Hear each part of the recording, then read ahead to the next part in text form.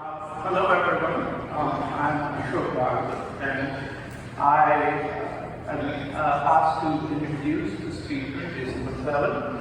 However, he's already been introduced by Dr. Allen, so rather than doing a formal introduction, I'm going to try to do an informal introduction. So brace yourself.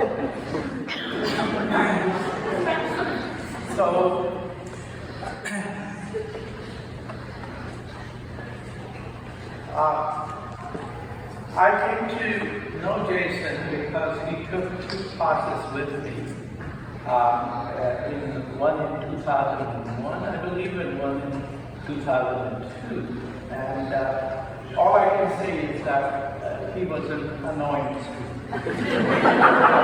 And the reason he was an annoying student was that, in those days we didn't have PowerPoint presentations. I wrote my lectures on transparency, and so the students normally were furiously copying down on paper, notes from the lectures, and I would sometimes put some of that on some kind of a copy website, but most of it was written down by hand, except Jason.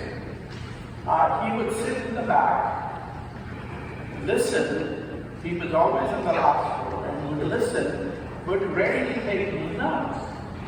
And that was okay, I guess, except my exams, which generally had a class average of about 50 or 60, he always scored over 90.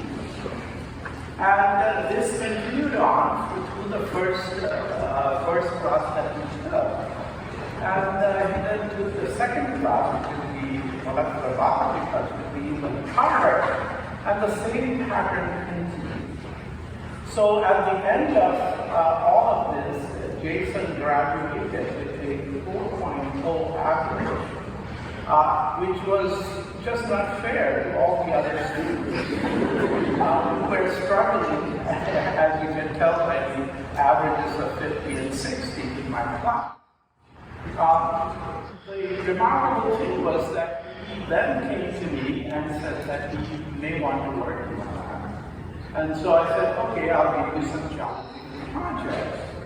So at that time I was interested in how the hyperthermophiles, the organisms that grow at extremely high temperatures, 70, 80, 90 degrees, protect their genetic material, DNA. So we had an idea that some single-strand DNA binding proteins might protect this.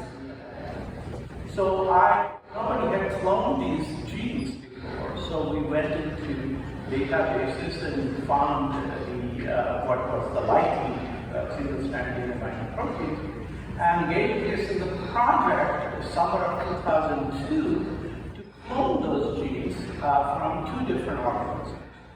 And then purify the proteins and demonstrate that they bind to DNA. Well, he did all of that over the summer. And to do that, he used two different biochemical acids, one of which he had invented himself. It had not been done before that way. He was using a molecular probe that fluoresced when the single-strand DNA binding protein molecule. And was then having his idea, and he managed to finish all of this within 3 or 4 months. We continued on in the lab for the next 6 months or so before moving for Johns Hopkins. But when I wrote my recommendation letters for him, I ended the recommendation letters, and I'm going to read my one sentence from that letter.